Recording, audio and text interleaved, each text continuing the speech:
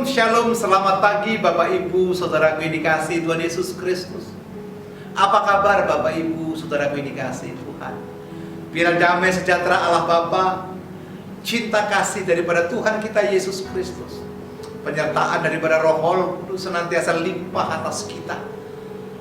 Anda dituntun oleh Tuhan, kita dipulihkan oleh Tuhan juga, dan kita diberkati juga karena Tuhan. Berjumpa kembali bersama dengan saya dalam renungan pagi Word of Wisdom. Biar renungan ini hadir buat Bapak Ibu saudara sekalian sebelum kita melakukan aktivitas sehari-hari. Mungkin Anda mau pergi ke kantor, Anda mungkin mau pergi ke ladang, mungkin Anda mau berbisnis, bahkan mungkin mau mengajar dan pelayanan. Biarlah renungan ini membuat keteguhan hati kita. Tuhan itu baik atas kita. Bapak, Ibu, Saudara yang dikasihi Tuhan Yesus Kristus, tentu sebagai manusia kita bangga dihargai oleh orang lain. Tentu sebagai manusia kita bangga ketika orang menghargai, baik itu pencapaian, keberhasilan, mungkin karya kita. Sebagai manusia tentu kita bangga kalau apa yang kita kerjakan berdampak positif bagi banyak orang. Dan tentu kita bangga ketika apa yang kita lakukan mendapatkan perkenanan Tuhan.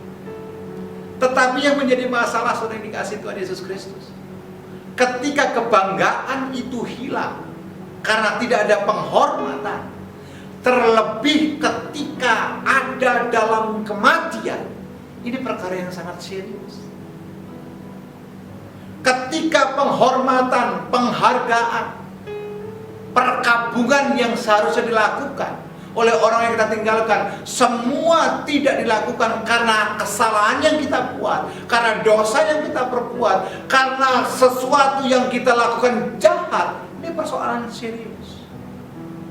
Dan tentu kita melihat ada di sekitar kita.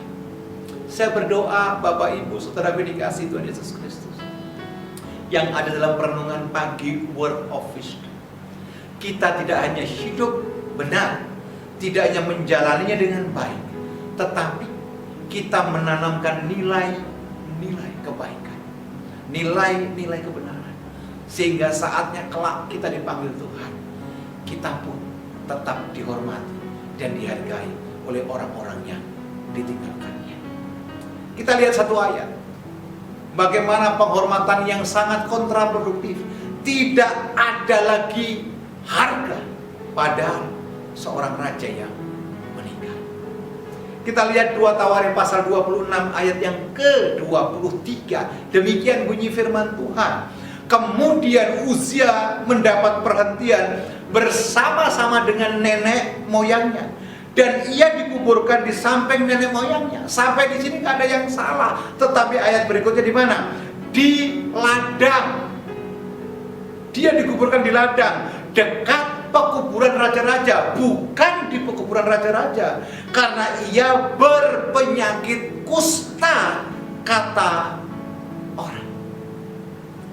Seorang raja yang berkuasa 42 tahun, seorang raja yang punya pasukan yang luar biasa, seorang raja yang bisa menginvasi negara lain dan menaklukkan pasukan lain, seorang raja yang dielu-elukan waktu berkuasa, tetapi karena penghukuman Tuhan yang bentuknya kusta, memang dimakamkan di komplek raja-raja, tetapi di ladang. Apa ladang di sini artinya? Tempat yang tidak terhormat, tempat yang tidak dihargai, tempat di mana tidak selayaknya seorang raja ditanam tempat itu.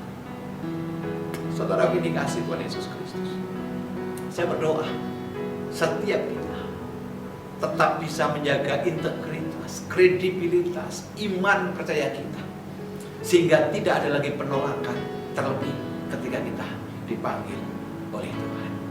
Bergairah terus dalam Tuhan, bersemangat terus dalam melayani Tuhan, dan percayalah Tuhan tidak pernah meninggalkan kita. Dan penghargaan bukan hanya manusia, Tuhan pun akan menyambut kita dengan luar biasa. Saya tahu banyak di antara kita sedang bergumul. Saya tahu persis banyak di antara kita sedang mengalami satu masalah. Tapi satu hal saya mau ingatkan, di dalam Tuhan tidak ada yang mustahil. Kita datang kepada Tuhan, kita berdoa, Dan biarlah perkenan Tuhan senantiasa turun atas kita. Bapa, di dalam nama Tuhan Yesus Kristus, terima kasih buat peringatan-Mu pagi ini atas kami di dalam 2 Tawarikh pasal 26 ayat yang ke-23.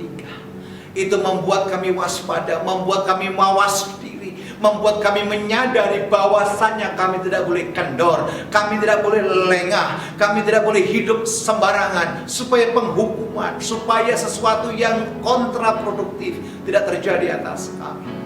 Materaikan firman dan bela kami hidup seturut dengan tuntunan dan kehendak terjadi atas kami. Di dalam nama Yesus kami berdoa dan mengucap syukur.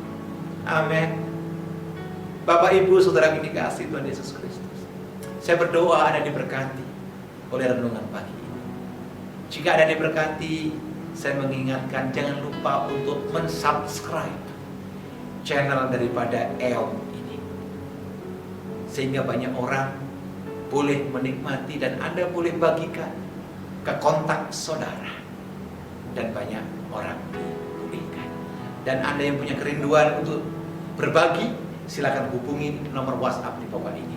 Tim Epicenter of Mercy dengan sukacita melayani Anda. Shalom.